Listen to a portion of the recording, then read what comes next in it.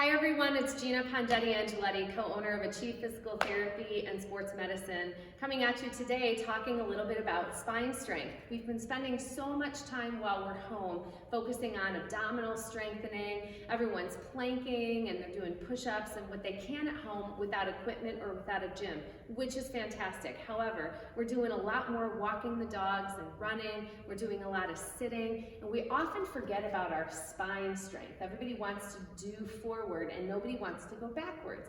A lot of people are a little gun shy because they might have disc issues or old spine fractures or things where someone's told them not to bend backwards. But the thing is, even when you put dishes away in your ceiling or when you're golfing or when you're reaching in your car, you're constantly doing some semblance of arching and opening up, and we live our lives so rounded forward with the devices we're on that we want to make sure that we provide proper strength and stability for our back. And while doing strengthening sometimes isn't the most fun, it actually can create a lot of really good things to balance out the pain that you're having from instability. So we're going to go through a whole bunch of activities. We're not going to do all 10 to 20 reps of everything. We're going to fly through them in an order so that you can watch this, make a list of what you want to do, and make it a part of your program.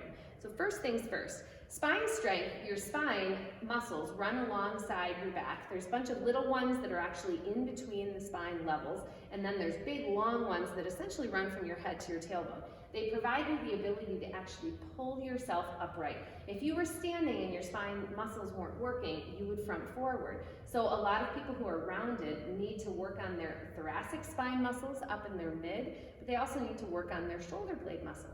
Your lower back works every time you take a step and you walk. Your spine muscles have to work to advance you. When you take that step, your body wants to jackknife forward, and it actually needs to hold you up. So when you're running, in order to be more efficient and to push forward, your spine has to work into extension.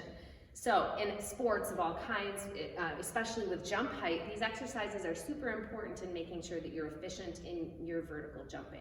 So let's start out with some exercises. Very simply, the first thing we're going to do is the back plank, which I'm sure a lot of people don't do because they don't like it very much. The easiest way to do is to bend your knees and have your hands on the ground.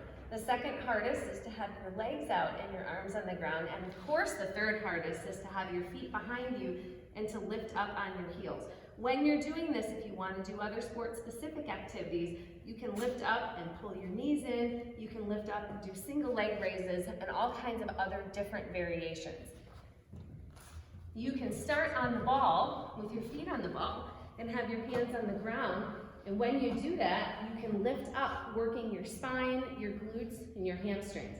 This is the most difficult without support, putting your hands down or your elbows down so that the ball doesn't roll. If you'd like to pull a little bit of hamstrings in, you can curl the ball, you can do single lifts and kick your legs up, but it's all about working that posterior chain. We can get on the ball, and as we're rounded forward, we can do things like arch ups. We can have a bar in our hand and we can lift. We can put our hands down on the ground and we can lift up. We can do this as well with weights around our ankles. We can do opposite arm and leg work. And again, like I said, we can do arch ups and we can go slow. You can hold and work your endurance. You can twist when you're up. You can pulse at the top.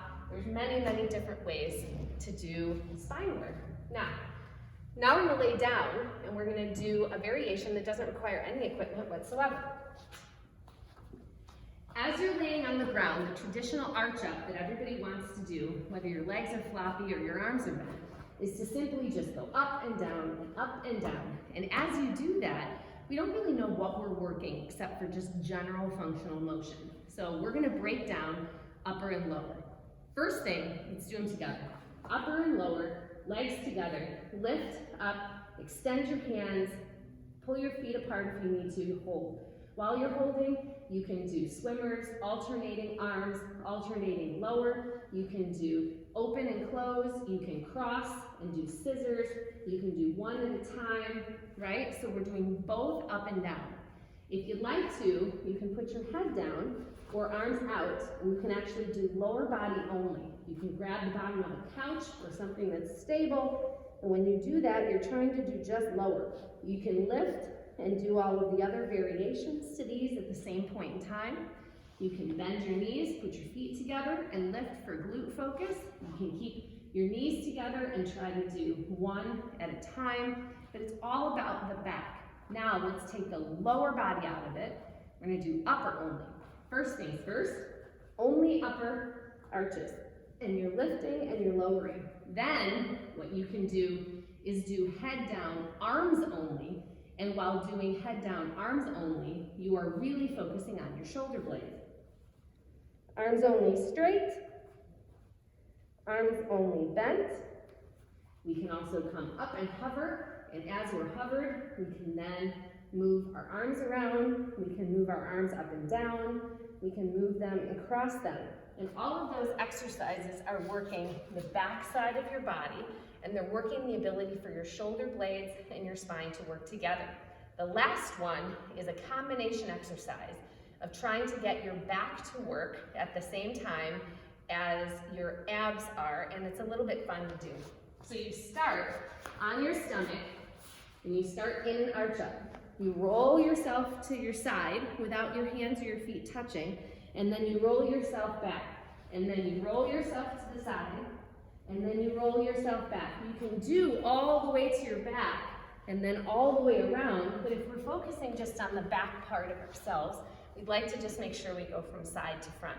Those are a few quick exercises for some spine activation. Phenomenal for swimmers, runners, golfers, anybody that plays any sport with a paddle, soccer players that want to run faster, basketball players that want to have quicker direction change, football players that want to have quicker direction change as well, and so many other athletics. So enjoy your time doing some exercises at home, and I hope your back feels amazing. Thanks, and stay well.